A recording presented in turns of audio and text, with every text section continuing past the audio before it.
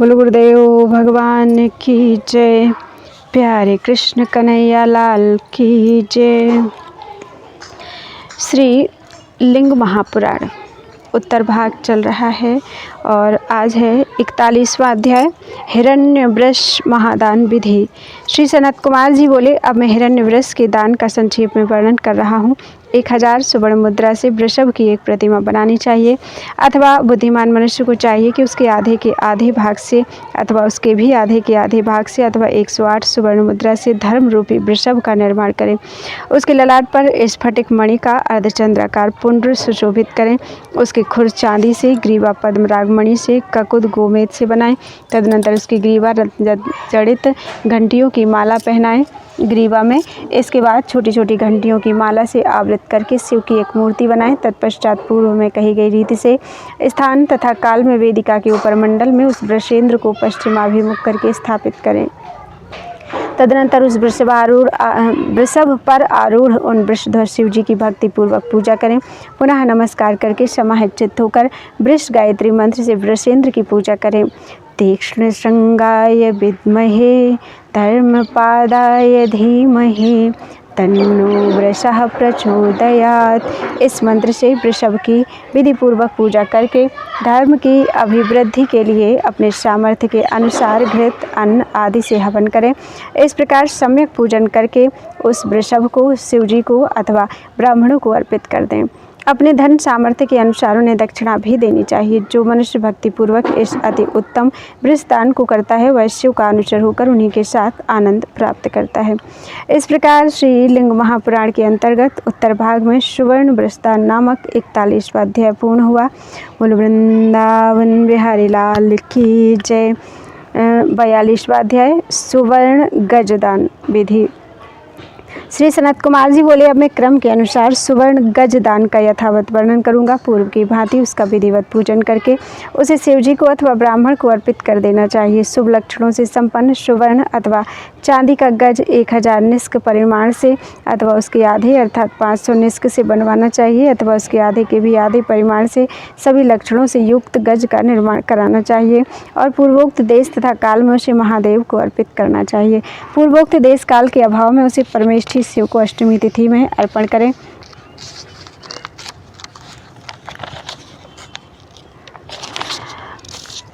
अथवा शिव को उद्देश्य करके किसी धनहीन श्रोत्रिय अग्निहोत्री ब्राह्मण को इसे प्रदान करना चाहिए।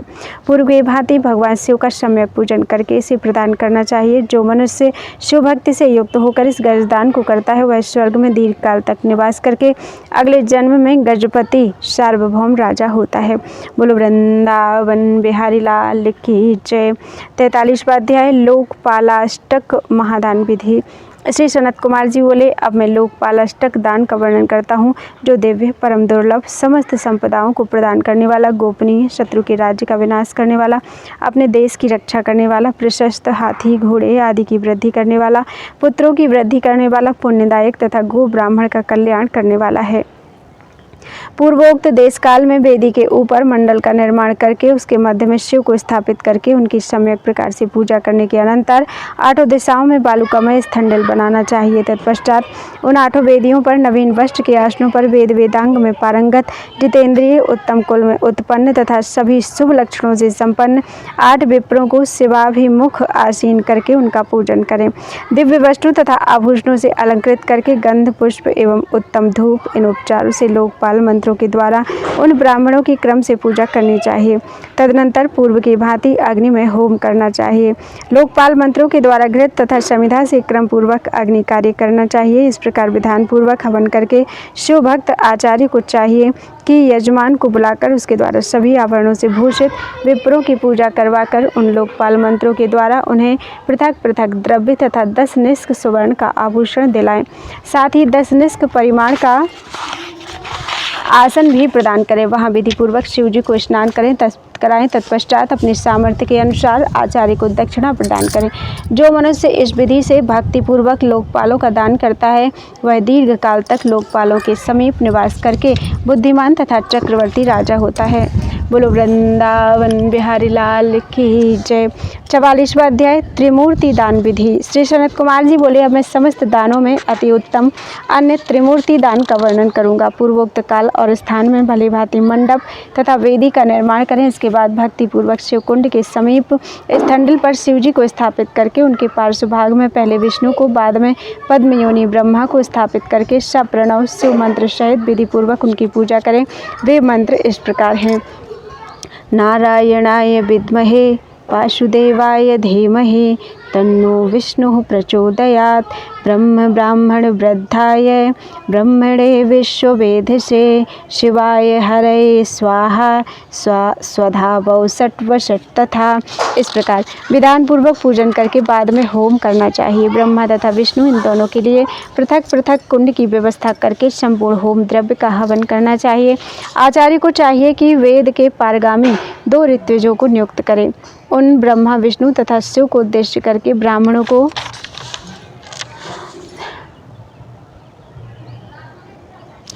समुचित दक्षिणा द्रव्य दिलाना चाहिए। वस्त्राभूषण और सभी अलंकारों के साथ 108 उत्तम स्वर्ण मुद्राएं पृथक पृथक उन विप्रों को प्रदान करनी चाहिए।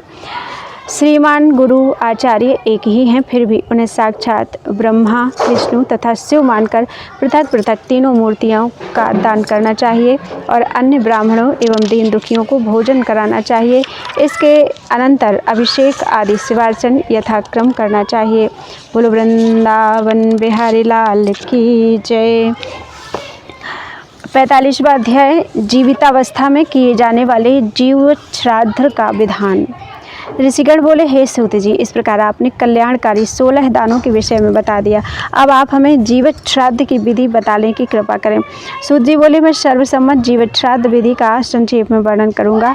इसे पूर्व काल में देवदेव ब्रह्मा ने स्वयंभू मनु पूज्य वशिष्ठ भृगु तथा भार्गव को बताया था। आप लोग पूर्ण मनोयोग से समस्त सिद्धि योग को प्रदान करने वाले उस श्राद्ध के विषय में सुने। हे सुब्रतों, मैं अधिश्रेष्ठ श्राद्ध मार्ग की विधि, साक्षात श्राद्ध के योग्य पुरुषों का क्रम और जीवित श्राद्ध की विधि, विशेष विधि का वही वर्णन कर रहा हूँ।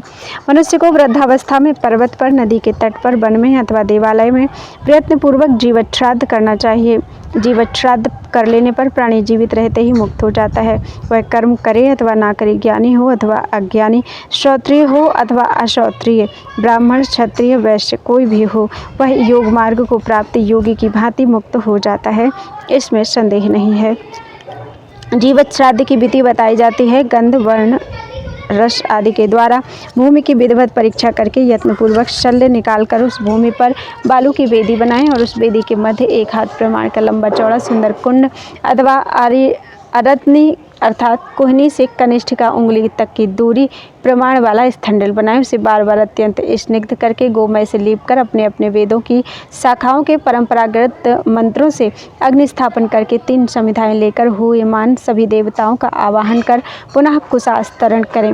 विधि पूर्वक पूजन करके स्थंडल पर अग्नि में यज्ञ की समिधाओं के द्वारा होम करें। पहले समिधा से हवन करके बाद में चरु से तथा घृत से पृथक पृथक हवन करें। आज्य थाली में शुद्ध किए हुए घृत से तत्वभूतों को मन से विचार करके चारों ओर अलग अलग हवन करना चाहिए। पूजा हवन मंत्रों को क्रमशः बताया जाता है।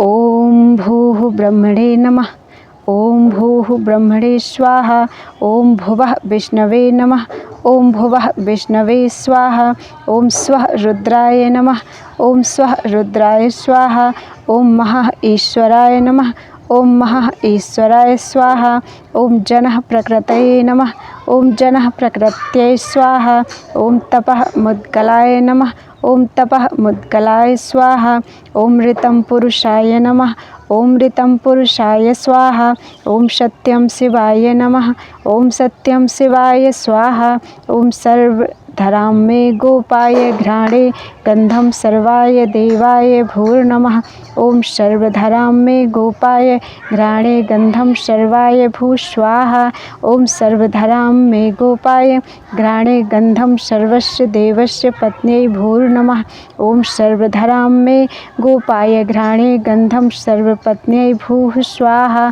ओम भवजलं मे गोपाय जिह्वायां रसंभवाय देवाय भुवो नमः, ओम भवजलं मे गोपाय जिह्वायां रसंभवाय देवाय भुवः स्वाहा, ओम भवजलम मे गोपाय जिह्वायां रसं भवस्य देवस्य पत्न्यै भुवो नमः। ओम भवजलम मे गोपाय जिह्वायां रसं भवस्य पत्न्यै भुवः स्वाहा। ओम रुद्राग्निं मे गोपाय नेत्रे रूपं रुद्राय देवाय स्वरो नमः। ओम रुद्राग्निं मे गोपाय नेत्रे रूपं रुद्राय देवाय स्वः स्वाहा। रुद्राग्निं मे गोपाय नेत्रे रूपं रुद्रस्य पत्न्यै स्वरो नमः। रुद्राग्निं मे गोपाय नेत्रे रूपं रुद्रस्य देवस्य पत्न्यै स्वः स्वाहा। उग्रवायुं मे गोपाय त्वचि स्पर्शमुग्राय देवाय महर नमः। उग्रवायुं मे गोपाय त्वचि स्पर्शमुग्राय देवाय महः स्वाहा। उग्रवायुं मे गोपाय त्वचि स्पर्शमुग्रस्य देवस्य पत्न्यै महरों नमः। ओम उग्रवायुं मे गोपाय त्वचि स्पर्शमुग्रस्य देवस्य पत्न्यै महः स्वाहा। भीमसुशिरं मे गोपाय श्रोत्रे शब्दं भीमाय देवाय जनो नमः। भीमसुशिरं मे गोपाय श्रोत्रे शब्दं भीमाय देवाय जनः स्वाहा। भीमसुशिरं मे गोपाय श्रोत्रे शब्दं भीमस्य पत्न्यै जनो नमः। भीमसुशिरं मे गोपाय श्रोत्रे शब्दं भीमस्य देवस्य पत्न्यै जनः स्वाहा। ईशरजो मे गोपाय द्रव्ये तृष्णामीशाय देवाय तपो नमः। ईशरजो मे गोपाय द्रव्ये तृष्णामीशाय देवाय तपः स्वाहा। रजो मे गोपाय द्रव्ये तृष्णामीशस्य पत्न्यै तपो नमः। ईशरजो मे गोपाय द्रव्ये तृष्णामीशस्य पत्न्यै तपः स्वाहा। महादेव सत्यं मे गोपाय श्रद्धां धर्मे महादेवाय ऋतं नमः। महादेव सत्यं मे गोपाय श्रद्धां धर्मे महादेवाय ऋतं स्वाहा। महादेव सत्यं मे गोपाय श्रद्धां धर्मे महादेवस्य पत्न्यै ऋतं नमः। महादेव सत्यं मे गोपाय श्रद्धां धर्मे महादेवस्य पत्न्यै ऋतं स्वाहा। पशुपते पाशं मे गोपाय भोक्तृत्व भोग्यं पशुपतये देवाय सत्यं नमः। पशुपते पाशं मे गोपाय भोक्तृत्व भोग्यं पशुपतये देवस्य सत्यं स्वाहा। ओम पशुपते पाशं मे गोपाय भोक्तृत्व भोग्यं पशुपतेर्देवस्य पत्न्यै सत्यं नमः। ओम पशुपते पाशं मे गोपाय भोक्तृत्व भोग्यं पशुपतेर्देवस्य पत्न्यै सत्यं स्वाहा। ओम शिवाय नमः। ओम शिवाय सत्यं स्वाहा। इस प्रकार सर्वप्रथम विरिंची अर्थात ब्रह्मा आदि 25 देवताओं का पूजन करके पूर्वोक्त क्रम से मोक्ष के लिए हवन करना चाहिए। हे सुव्रतो, विरिंची आदि का पूजन हवन सृष्टि क्रम के अनंतर करने के अनंतर क्रम से पूर्व की भांति पशुपति की पत्नी तथा पशुपति का सम्यक पूजन करके समाहित चित्त होकर मंत्रों के द्वारा चरु आज्य और समिधा से हवन करना चाहिए। हवन के मंत्र इस प्रकार हैं। ओम सर्वधरां मे छिंदि घ्राणे गंधम छिंदि मेघम जहि भू स्वाहा। भुवः स्वाहा स्वः स्वाहा भूर्भुवः स्वः स्वाहा। इन मंत्रों के द्वारा समिधा आदि से अथवा केवल घृत से 1000 अथवा 500 अथवा 108 पृथक पृथक आहुतियाँ प्रदान करके विरजा संज्ञक दीक्षा मंत्रों के द्वारा घृत से आहुति देनी चाहिए। तत्पश्चात प्राणादि मंत्रों के द्वारा केवल घृत से 108 आहुति डालनी चाहिए। प्राणादि मंत्र ये हैं। ओम प्राणे निविष्टो अमृतं जुहोमि शिवो मा विषाप्रदाहाय प्राणाय स्वाहा। प्राणाधिपतये रुद्राय वृषांतकाय स्वाहा। ओम भूः स्वाहा। ओम भुवः स्वाहा। ओम स्वः स्वाहा। ओम भूर्भुवः स्वः स्वाहा। इस प्रकार श्राद्धोक्ति रीति से यथाक्रम हवन करें। तदनंतर श्राद्ध दिन योगियों तथा श्राद्ध योग्य ब्राह्मणों को भोजन कराएं। सर्वादि अष्ट देवताओं के नामों से 8 ब्राह्मणों की पूजा करके उन्हें वस्त्र आभूषण कंबल वाहन शैया यान कांस्य ताम्र आदि के पात्र सोना चांदी गो तिल भूमि धन और दासीदास समूह यह सब प्रदान करना चाहिए और दक्षिणा भी देनी चाहिए। सर्वादि अष्ट मूर्तियों के प्रकार से 8 पिंड भी प्रदान करें। 1000 ब्राह्मणों को भोजन कराएं और उन्हें दक्षिणा दें।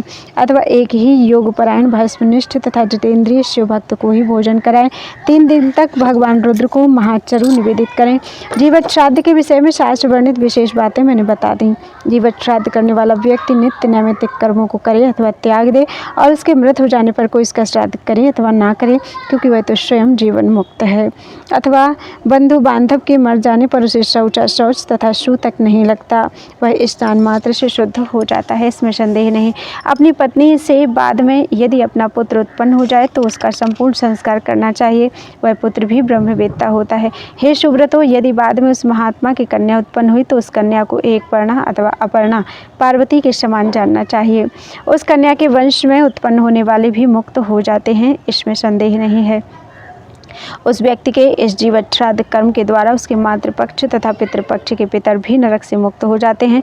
जीवत श्राद्ध कर चुके ऐसे द्वेष के मर जाने पर उसे भूमि में गाड़ दिया जाए अथवा उसका दाह संस्कार कर दिया जाए।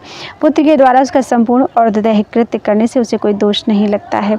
मृत्यु के अनंतर उसके लिए कोई क्रिया आवश्यक नहीं है। सूत जी ने कहा, हे ऋषियों, ब्रह्मा जी ने पुण्यात्मा मुनियों से यह सब कहा था। फिर उन बुद्धिमान ब्रह्मा ने इसे सनत कुमार को बताया। तदनंतर ब्रह्मपुत्र उन सनत कुमार जी ने कृष्ण द्वैपायन व्यास जी से इसका कथन किया। इसके अनंतर उन बुद्धिमान भगवान बुद्धि संपन्न वेद व्यास जी की कृपा से मैंने इसे जाना और उन्हीं के आदेश से ब्रह्म सिद्धि प्रदान करने वाला यह संपूर्ण रहस्य मैंने आप लोगों को बताया। हे सुब्रतो, इसे किसी मुनि पुत्र को ही प्रदान करना चाहिए, अभक्त को नहीं। बोलो वृंदावन बिहारी लाल की जय। इस प्रकार श्रीलिंग महापुराण के अंतर्गत उत्तर भाग में जीवत श्राद्ध विधि नामक 45वां अध्याय पूरा हुआ। बोलो वृंदावन बिहारी लाल की जय। त्वदीयं वस्तु गोविंदं तुभ्यमेव समर्पयेत्।